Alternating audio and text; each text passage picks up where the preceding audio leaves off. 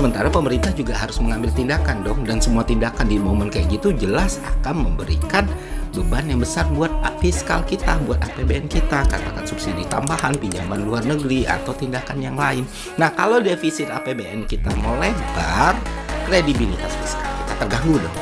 Investor juga bakal kabur, dan ini membebani neraca perdagangan kita, teman-teman. Efeknya apa? Rupiah semakin melemah dan situasi akan semakin sulit. Dan apa yang gue jelasin ke kalian tadi cuman secuil domino effect yang bisa terjadi di momen itu. Lo bayangin, kita pernah berada di situasi itu, kita pernah ada di resiko itu, dan kita nggak tahu. Pokoknya kita aman lah, kalau kata saya sekarang diri, ya udahlah, pokoknya aman gitu kan. Just memang kita dalam situasi yang aman dan sementara itu bisa dilalui, karena pemerintah bisa meredam ini dengan baik setidaknya sampai hari ini, dan gue kira ini patut diapresiasi ya teman-teman. Nah, sekarang yang jadi pertanyaan kepala kita semua, kok ya bisa situasi tadi itu terhindarkan, kok ya bisa arus mudik lancar, kok ya bisa kita tidak berada dalam krisis seperti yang tadi gue gambarkan. Jawabannya kompleks dan rumit sebenarnya teman-teman, tapi yang pasti jawabannya bukan kayak yang dikatakan Gus Miftah ini. Kenapa ini keliru? Pertama, nggak pernah ada kapal kita tembus Selat Hormuz.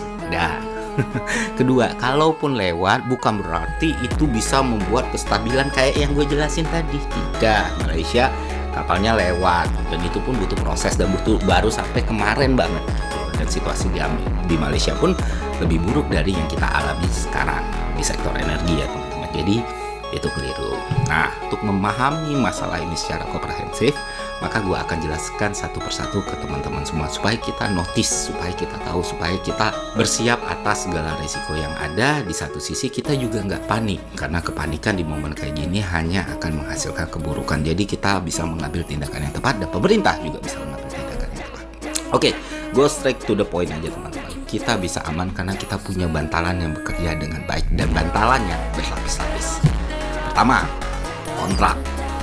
Jadi setelah gue pahami, gue pelajari, dan gue coba cari satu persatu ya, hampir sebagian besar, ya mungkin sekitar 80-90% lah, kontrak yang dilakukan pemerintah kita dalam hal ini Pertamina tentang pembelian minyak mentah misalnya atau gas misalnya, itu dilakukan dengan mekanisme long term yang memuat formula pricing teman-teman. Acuannya bisa MOPS atau Argus for Adjustment ya. Artinya apa? Artinya sebelum perang terjadi kita udah deal nih, kita udah buat transaksi yang mana dalam transaksi itu harganya dikunci. Dikuncinya pakai formula tadi yang nanti gue jelasin ke